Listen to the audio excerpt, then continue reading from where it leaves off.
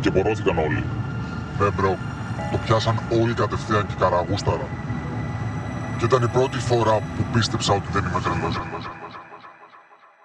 Οι άστρικες δονήσεις με πειράζουνε στην πλάτη. Πάντα χορεύουνε τα αστέρια πριν να πέσει βράδυ. Τα σύννεφα ασπίδα και φίλος ο βοριάς. Χάνονται η σκέψη ότι κάποιος τα κοιτάει. Τη μέρα που θα προβλέπουμε τι πρόκειται να γίνει. Με σε ακούσω να γκρινιάζεις ότι έγινε από τύχη. Πέτυχα αυτό που ήθελα και πλέον μου ανήκει. Ψηρικά στο έγραψε και τώρα με αγγίζει. Φάμε να σου πω ότι δεν παίζει να αλλάξω. Τώρα που με έμαθα, τώρα που φωνάζω. Τώρα που κρατιέμαι από ό,τι έχω και αγαπάω.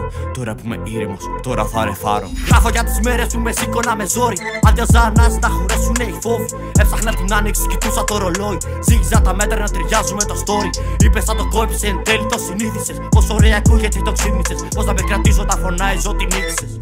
Βούτυξες στη θάλασσα μονάχους και δεν πνίγηκες. Αυτή η χρονιά που θέλω, όπως και αν το δω. Τώρα που με σκάβω σαν να ήμουν το μετρό. Πας και βγάλω έξω, το άλλο μου εγώ. Κι ηρεμήσει κούτρα που γράφω όσο μπορώ. Θέλω να μου πεις τι φοβάσαι πιο πολύ.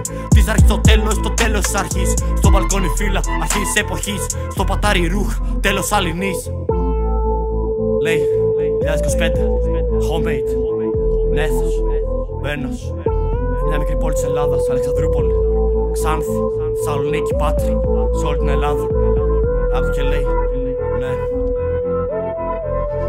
Σφαίρα και λαιμό, τυλιγμένες αλυσίδες. Στο μάικ τριγυρίζουν μέλισσες και σφίγγες. Γράφτη τατού, τρύπες ιστορίες, μπύρες και αλητίες. Ελιά από τζενζίδες, όνειρα ανοιχτό στον καθρέφτη.